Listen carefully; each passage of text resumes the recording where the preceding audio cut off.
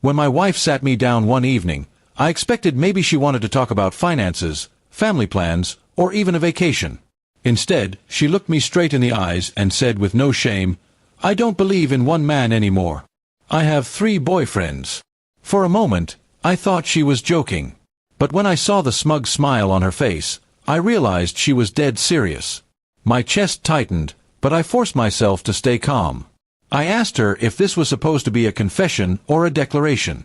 She shrugged and said, "It's just who I am now. I don't believe in monogamy anymore. If you can't handle it, that's your problem." Her words cut deeper than any knife could. I had loved her, sacrificed for her, and built a home with her. Now she was discarding all of that like it meant nothing. Instead of exploding in anger, I simply replied, "Okay." That single word seemed to confuse her. She had expected me to beg, cry, or fight, but I gave her none of that satisfaction. She tilted her head and asked, "That's it? Just okay?" I nodded and excused myself from the conversation.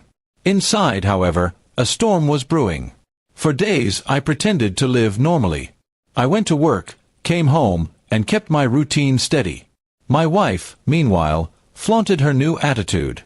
She stayed out late, came home smelling like cologne, and sometimes didn't return at all. I kept my silence, but I was quietly preparing. Behind the scenes, I began moving money out of our joint account into one under my name only. I contacted a lawyer and explained everything. He told me exactly what I needed to do to protect myself legally, especially since she was openly cheating. I collected screenshots of her messages, recorded her statements, and kept a record of her absences. One night she came home tipsy and boasted, "I just came from a date with Mark. Tomorrow it's Alex, and Saturday is for Josh." She laughed like it was a joke, but to her, it was a lifestyle. I only smiled and said, "I hope you're enjoying yourself." That calmness irritated her more than any shouting ever could. After a month of building my case, I was ready. I told her one morning over breakfast, "Since you've chosen your boyfriends, I've chosen my freedom. I've filed for divorce."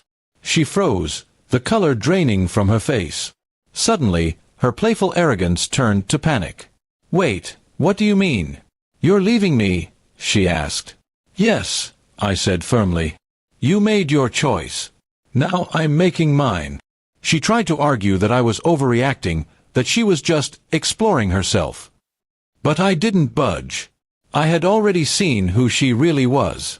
When the divorce papers arrived, she screamed, cried, and threatened. But the law was on my side. With all the evidence I had gathered, her infidelity was undeniable. The house, the savings, and even part of her own earnings leaned in my favor. Her boyfriends couldn't save her from the consequences of her arrogance. Her family called me, begging me to reconsider. They said she was just confused, and that marriage was about forgiveness. But where was her forgiveness when she betrayed me?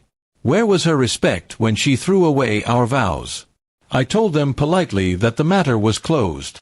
By the time the divorce was finalized, she was living in a rented apartment, struggling with bills.